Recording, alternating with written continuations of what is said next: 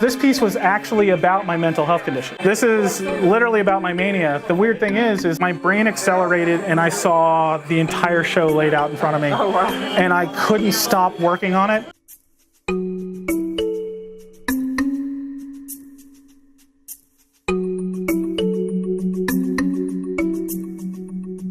I'm a 40-year-old artist living in Las Cruces. I've been here for 6 years. I'm a digital multimedia artist. That's one of the hats that I wear. Yeah. I'm also the president of Doña Ana County, the National Alliance of Mental Illness, and the vice chair of the policy committee on the national board. And I don't keep those hats separate. I'm a person with a serious mental health condition. I have bipolar type 1, rapid cycling with psychotic features, post-traumatic stress disorder, and attention deficit disorder. And I make it very clear that people know that about me, because when you hear the fact that I have a serious mental health condition, I want to drive home the fact that even with those conditions, I can do gallery shows, I can write, design, and publish my own book, direct my own films, and have a successful art career. The creation, for me, is easy. It's like breathing. Welcome to the voyage. Welcome to 2 years of my life.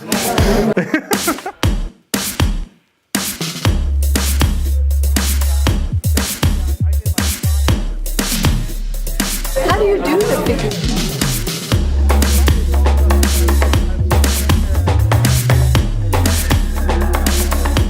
I'm a mixed media artist.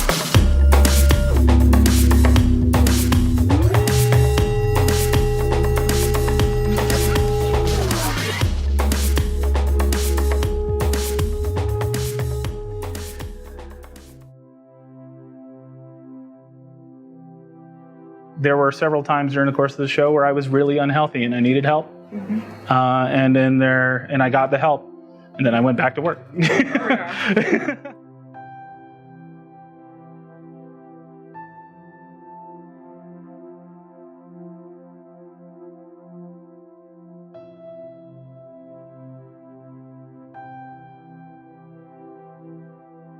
Was diagnosed with my condition in my early 20s, but we believe I manifested it as young as 4, with the psychotic features coming in around 15. I avoided contact with other people, and then that switch would flip, and suddenly I was running around the entire neighborhood, screaming, throwing things at people's houses, that sort of thing. My psychiatrist told my parents when I was 10 years old, some people have to hit rock bottom, other people need to bounce, because he was prepping my parents for the fact that I was probably going to be a bouncer.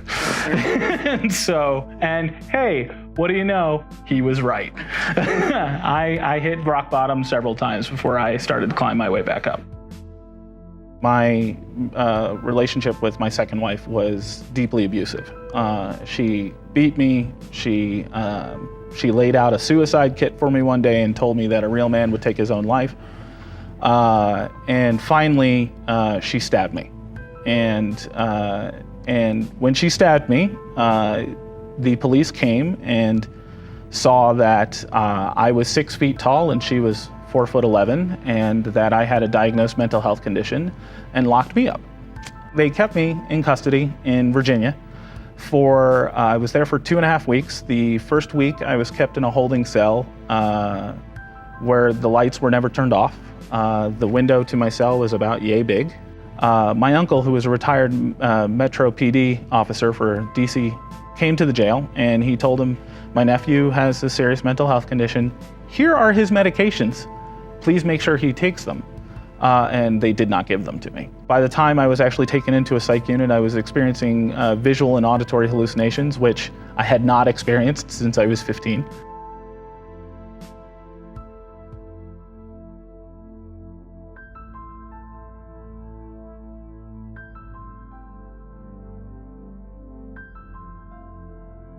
By having to strip away every aspect of my life and start over from scratch, I was able to structure my life in a way that is actually holistic and healthy, but also allowing me to pursue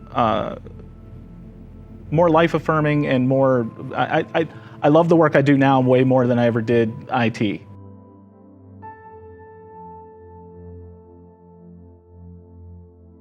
I fully expect that I'm probably going to collapse tomorrow. Oh, no! So, and Seeing it. yeah, no, I planned my year around it, really. I'm a behavioral health professional outside of this stuff, peer support specialist in town for the Department of Health and Human Services. And I told them when I signed the contract this year, I was like, you do know I have a show opening, right? And you know it's right around my birthday? And they were like, yeah. I said, so I'm not working November or December, right? We know that, right?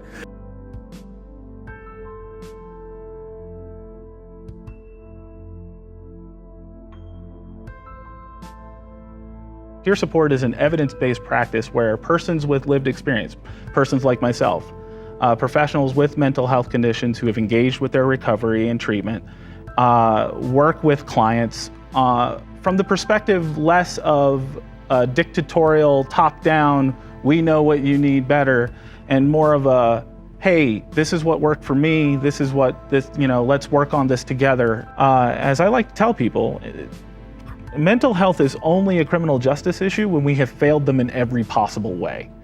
Mental health, it's a healthcare issue. So we need to treat it as such. Imagine, somebody going to jail because they had a heart attack. That's essentially what we're doing at this point. When somebody's condition goes into a crisis state, we lock them up into jail instead of giving them the treatment to actually get them healthy again. One of the great things about the Stepping Up initiative that we did was that we brought everyone to the table who has an interest or a hand in mental health. So we had behavioral health care providers, first responders, law enforcement, long-term treatment facilities. NAMI was there as advocates, but we also had social workers and all sorts of things. And that program has already seen some massive benefits almost instantaneously.